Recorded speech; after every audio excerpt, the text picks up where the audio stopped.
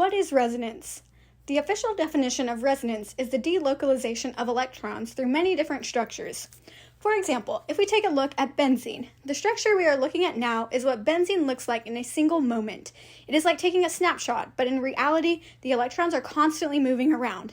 This is why we refer to them as delocalized electrons. Now we see a more accurate description of benzene's delocalized electrons. These electrons are constantly moving around the ring. Let's look at CO2's resonance structures. This first structure on the left is what we normally think of when we picture carbon dioxide. However, like benzene, this structure is only a single snapshot of CO2. The delocalized electrons are always moving. Now, the next two are the other snapshots of CO2 at different points in time. Why is it important to know what the different resonance structures of CO2 are? It is important because one of the structures is the major contributor. However, how do we determine whether a resonance structure is a major contributor? Before we talk about resonance structures, it is important to understand how to calculate formal charge. Here is the equation. It looks complicated, but you can think of it simply as subtracting valence electrons from the number of lines, aka bonds, plus the dots, aka lone electrons. Let's look at the resonance structures of carbon dioxide. The structure on the left is the major contributor because the formal charges of all the atoms are zero. Remember, the closer all of the formal charges are to zero, the better. A general rule when considering major resonance contributors is to note that the more electronegative atoms can handle a negative charge better than carbons. Let's consider another example. Here we have the resonance structures of formamide. The structure on the left is the major contributor because all of the atoms have a formal charge of zero. The middle structure has an oxygen with a negative charge and a nitrogen atom with a positive charge.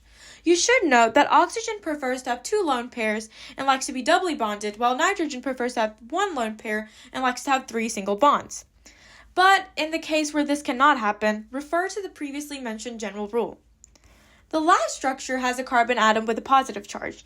In this case, carbon does not have a complete octet, which is never favorable. Now we will look at how to make resonance structures. The first way to make different resonance structures is by pushing electrons. Here in our first example, we can see that one of our carbons has a lone pair of electrons, giving it a formal charge of -1. We begin by pushing the electrons into the nearest bond. This will cause the pi electrons in the neighboring bond to move out to its neighboring carbon, giving it a lone pair and formal charge of -1. This will result in a new resonance structure. However, we can push the lone pair out again towards the next double bond. This will cause the pi electrons to move over to the neighboring carbon on its left, giving it a lone pair and formal charge of -1. In the end, we will have 3 resonance structures. Remember, we can push lone pairs and pi electrons when they are one bond away from each other. We didn't push the initial lone pair onto the methyl group because there were no pi electrons to push out. The way to make resonance contributors involves making holes and filling holes. So naturally, I think of that scene from Holes. This is Grandpa. That's too damn bad! You keep digging! Let's look at our first example. The pi electrons of the double bond can be pushed to its neighboring bond, therefore filling a hole and leaving a hole behind.